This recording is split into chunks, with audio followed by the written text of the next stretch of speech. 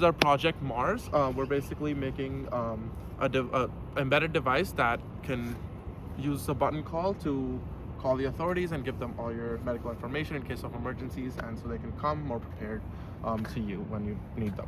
So this is the main page. It has personal sign up, personal login. This is for the person using the device, and then it has the PO, which is the police officer login, which can access the whole police officer interface that we have.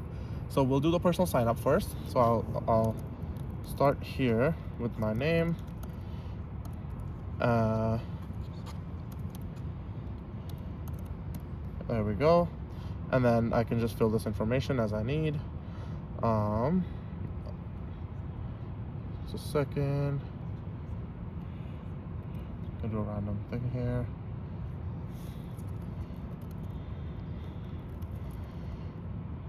And device ID, I'll just do 77 or 777, lucky number. And then we can put your health records here, so your health issues or your allergies that you have, so that officers can view it, just in case you're suffering from any medical problem, so they can come more prepared to you when they need you. So I can enter things. So for example, my history, I had diabetes and I had a heart attack before, and I can select my blood type and then my allergy. So in this case, I would say pollen would be an allergy. So when I submit it, it saves everything in the database, as you can see down here. If I run this query, there's my new stuff that we just added onto it. So then we're gonna show you the login now.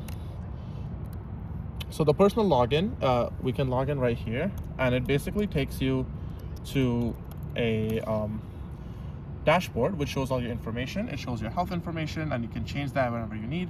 So let's say I want to change my name back to Raj. I can do that and then save, and then the name has been updated. So if I go here and I run this again, you can see that the name has changed to Raj. Perfect. And then so now the last interface that's left is the PO officer, which we have the PO login here. So I have a preset login that we can use here. And it pulls up a map, and it has some stuff here that was supposed to show some data here, but it's not showing currently because there's no device connected to it. And the device ID is not technically in the database yet. But when the button is pressed, it will show a location to us right here. Hi, so this is our little embedded device here with an ESP32, and we have a GPS module, and this is the antenna which connects to satellites, and it'll get like very accurate positioning to like a few meters. And essentially there's a button on it, so when you're in trouble, you don't have maybe your phone's dead, maybe you just don't have time to call the police, maybe you're too drunk to call the police, whatever you need. It's really simple. You press the button. So I pressed it, and it should send your location over there, and it just updates like that. And so this and then if you want to demonstrate moving around and how that works as well, so you can look in the map as well. Okay.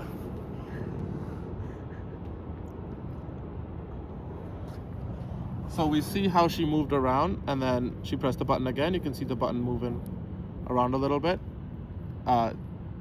The scale is really big, so it doesn't move. It doesn't show a lot of difference, but you can see it just moving and updating here like that while she's moving around.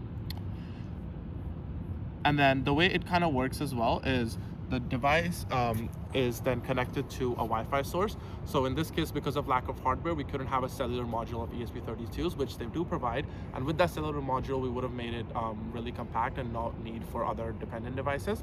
And it would connect to that Wi-Fi, and then it would send the data over to a middleman, and the middleman then sends the data over to our React website, and that's how it tracks it.